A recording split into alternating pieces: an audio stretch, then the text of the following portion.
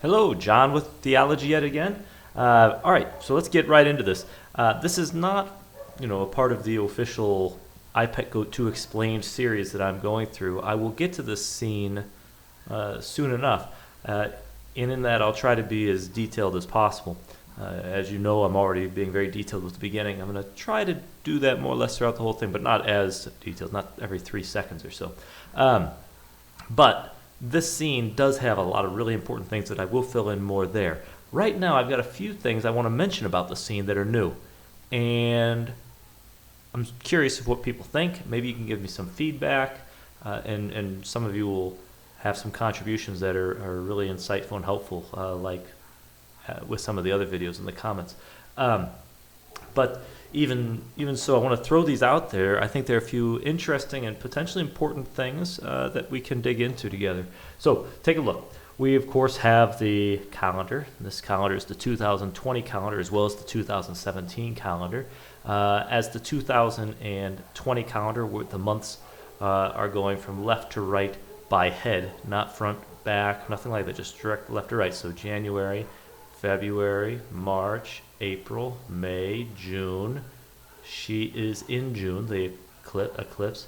July, here's your buck moon, full moon in July. August, September, October, November, December. Now, we have the lights on the back depicting the full moons of noteworthy full moons, of course. This is the April super moon. It was a full moon this month, a few days ago. This is the pink super moon. It was a full moon. It was the largest moon of the year, 2020. That's why it's a big light and it's pink. And it's related to the exit. Okay. We have the buck moon here. This is the angry buck that comes after the eclipse, the solar eclipse on the solstice, June 21st, 2020. And it's noteworthy for other reasons. We've seen, for example, in that Simpsons episode where we have a sequence, right? The sequence was you have the August 2017 total eclipse over the United States, followed by the passage of time. Lisa was impatient, sitting there watching the years pass, and so the passage of time, a lot of time, and then you have a ring that she was supposed to look for, the ring eclipse, and then the secret society guys say you're looking for a full moon after the eclipse, and that's when the gem will be revealed, and all this stuff happens, and of course that leads to Bart representing an Antichrist figure who then does Antichrist stuff, and the whole world, is torn up, and they have all sorts of catastrophes and demons appearing and this sort of thing. Okay, so that is, this. Here we have the sequence, and we have in the 2017 calendar, we have the August eclipse depicted with the girl representing the alignment in September 23rd. Then we had in the 2020 calendar, we get the ring eclipse she's depicting, and then we get the full moon after, just like The Simpsons. Now, let's look a little more closely. Just an observation, I haven't mentioned this before, but another confirmation that this is the 2020 calendar. We have a full moon in each month, calendar month, Gregorian calendar month, except 1 month, actually 2 months, we have 2. But it's because a 13th full moon in the year combines is in 2 months. It's at the very last day of October into the first day of November, depending on where you're at. And so October has 2 full moons. We have one at the beginning, one at the very end, which goes into November. That probably explains why we have the combined heads again. Okay, so very interestingly, just like in 2017, we have the leap lunar year, which would explain why these two are together. For the 2020 calendar, conveniently, we have another explanation. We have a moon that crosses them. Okay, now let's watch. What I want to focus on here is the apple. So if she is the solar eclipse on June 21st, which she is, so now we're going to watch the apple go from her. Because after the eclipse, what are you supposed to watch? Watch the apple. That's the attention. It goes right over here. See, full attention to the apple now. We're supposed to be looking at this. The apple, I hope you see it already, but if you don't, we have it representing itself, the moon casting a shadow on the sun. Okay? So we are definitely seeing the apple as the moon here as a way to draw our attention to that, right? Just saying, look at it. We're watching the moon in this sequence because what are you supposed to watch after the eclipse? The moon. That was in The Simpsons too. After the ring, you're going to the first full moon after the ring. What do you watch after the moon? After the ring, the moon.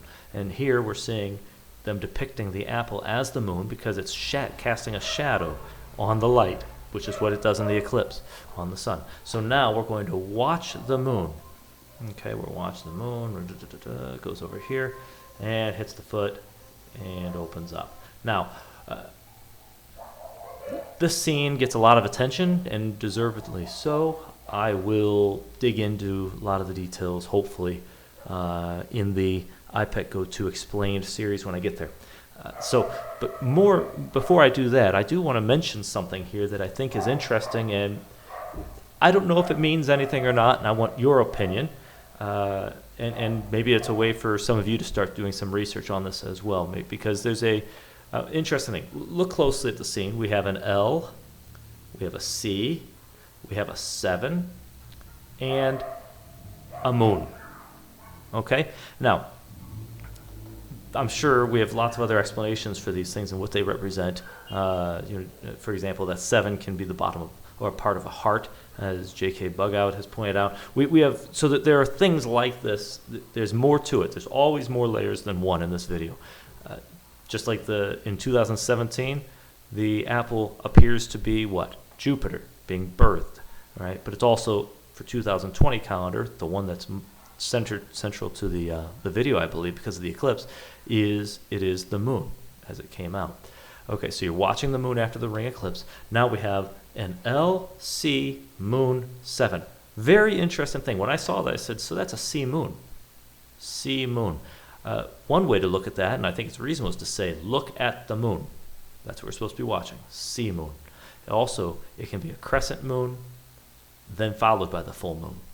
And there is attention given to crescent moon in this video. We saw in the iPet Go 2 Explained series, part 2, the second video, that you have the black sun, but you also have the moon card, tarot card, and you have the crescent moon on that right before, that's apparent, right before the goat sticks his head out. So we have the crescent moon we're watching. This crescent moon comes before full moon. So here we have a crescent moon that passed over, that was here before, and then you go to the full moon. Now we also have a C moon looking at the moon, and we have this L and 7. So I looked this up. I said, C moon, does that mean something to these people? And what I found was very interesting. I don't know if it's meaningful or not, but I think there's enough, there's a couple coincidences combining this scene to this that makes me interested in it, and makes me think it probably is more than just a coincidence. Take a look at this. This is a song by Paul McCartney called C Moon. Okay, now, C Moon, they have a video. Not many people have watched this on YouTube, but only 1,600 views. But C Moon, Paul McCartney's song. Look at the lyrics. C Moon, C Moon, C Moon is she. C Moon, C Moon, C Moon to me. How come no one older than me ever seems to understand the things I want to do? It will be L7, and I'd never get to heaven. If I filled my head with glue, what's it all to you? C Moon, C Moon, C Moon is she. C Moon, C Moon, C Moon to me. Okay, notice that we have both the C Moon and the L7. So we have a C Moon here. Really loud vehicle passing. Hope you don't hear that. Probably do. So maybe I should wait a second. Okay, C Moon, and then we have the L7. Now, Paul McCartney explained the song, and he says, oh, this is, back at the time when he wrote it, L7 was a way for people, who are hip to say things like, you're square, because if you put the L and the 7 together, it makes a square. And he said, so I thought I'd create something else that'd be, not square, circle, C and the moon. So you got L7 for square people and C moon for but cool. And so you look here and you say, you know, see moon, see moon, see moon is she to me. But if people, what is it? How come no one older than me, older people, ever seems to understand the things I want to do? It will be L7, and I'd never get to heaven. You know, if I stay like them, if I do the things they say, that's L7, that's square, or whatever. Okay, so it's kind of lame, probably why it's not very popular. But if that's the explanation, and that's the correct explanation, who knows? Maybe you have something like, watch the moon, and you won't be L7 because it's splitting the L7. I don't know. Be creative. Think about this. There's also the possibility, maybe probability, that the song means something more than what McCartney sang. I don't know. But really interesting coincidence. We have a C moon and an L7, and we have that in the song. You know, what are the odds of me looking up C moon after I say that's the moon? I'm going to look up C moon, see if it means something. You get a song that says C moon, C moon, C moon, and it says L7, never get to heaven. And you got L7 here. That's, you know, worth looking into, I think. But let's watch the moon. Okay, so we're going to continue. We're going to watch the moon. That's what Obama does. I'll explain this in the future video because there's a lot going on here. And it's really interesting. But here we have Obama watching the moon. If you're watching the moon after the eclipse, you're scared. That's another observation to make. So now we're going to watch this buck moon. And when we leave the scene, what are we supposed to be watching? I think we're supposed to be keeping an eye on the C moon. Now, on the moon. So we're seeing the moon. Watch, watch, watch, watch, watch. You say, where is the moon? Where's the moon? Okay. The moon, you know, if you have a cloudy night, maybe the moon is supposed to be up here. Maybe over here too. I'm not sure. And this is why I want you all, to sort of look at this with me and think it through with me. Whether or not the moon is here, we have a bright cloud, an unusually bright cloud that stands out as strange in the night sky. Okay? Usually a bright cloud at night, when everything else is dark and you got one that's bright and you have cloud cover, you think, oh, the moon's behind it. At least that's what I think, and that makes sense because that's why the cloud is bright. But whether or not that we're looking at that here, we have a cloud that's noteworthy. And look closely at this. And to me, okay, I'm going to look here. To me, there's the cloud, the bright one. That looks like, it looks rabbitish. I'm not going to say for sure it's a buck rabbit, but it sure looks like one. It's a decent guess, but it's not just a rabbit, or it could be a dog. I don't know. Maybe there's some other meaning. That's why I want you guys to look at it. This is not the sort of thing I think I can be 100% sure of, but it has a buck look. Has ears, has a face sort of like a buck. Okay, a rabbit. Now, look what it is here. It has. This is, to me, very clearly depicting some sort of human-like, with a tail and looks like horns, demon-like being. You have an arm going around this animal rabbit-like figure. You even have a shadow underneath the arm, giving it a three-dimensional appearance. Okay, so if you can't see this sort of demon devil character, there he is. Okay, you go up, you got a leg. You've got an arm, you've got the shadow under the arm, you've got a tail to sort of indicate that this is a demon thing. You got a head and what looks like horns. Let me get rid of my little drawing so see if you can see it. Is that a stretch? Maybe, maybe not. I'm not sure. Doesn't look like a stretch.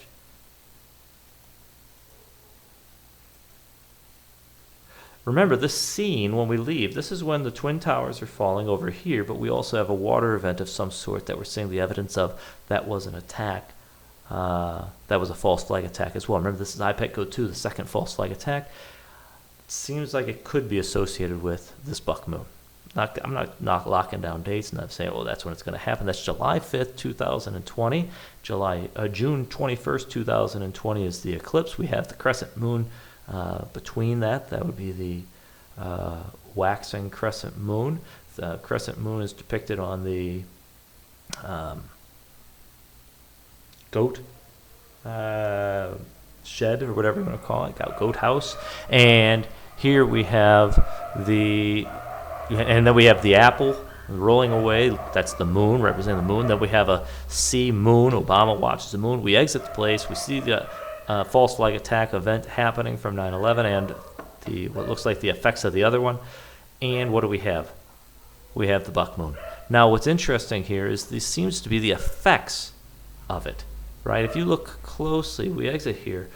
This is an active false flag that's happening. This seems like the after effects, doesn't it? I mean, it looks like it to me. I mean, you're not watching the destruction to the place. You're seeing the guy who's there after it happened, ready to hop in. Okay, so I think what you're looking at is possibly, just brainstorm here, and I want your opinion, a sequence that includes the buck moon from this period from June 21st to July 5th, associated with false flag attack. You're supposed to be watching the moon, and we have the song. So my questions to you are, one, am I stretching the cloud thing? You know, sometimes we see things because we're looking for them. Like, oh, I see 9/11 all the time, or I see whatever on the clock. I see it wherever I go. But you see other times too. But once we're paying attention, we're looking for it. And so maybe, I'm looking buck moon. Now I see these clouds up there. Is it a stretch? Secondly, this song. Maybe you can really dig into the song, look into it. Maybe it has some other meaning, or maybe it's just as simple as what I said already. It's saying, if you pay attention to the moon, you're not L7. That's what you're getting at. So I'm sure there's more to that. More to the L, the C, the moon, and the 7 in that scene, probably, when it comes to understanding it all. Either way, there you go. I hope you contribute something. If you've got ideas, make sure you share them, please. I really would help. It would help me. It'd be good to know with a little more confidence about these sorts of things as I get to that scene in the iPet Go 2 Explained series. Okay, like, subscribe, comment, and all that. Thanks a lot. Take care.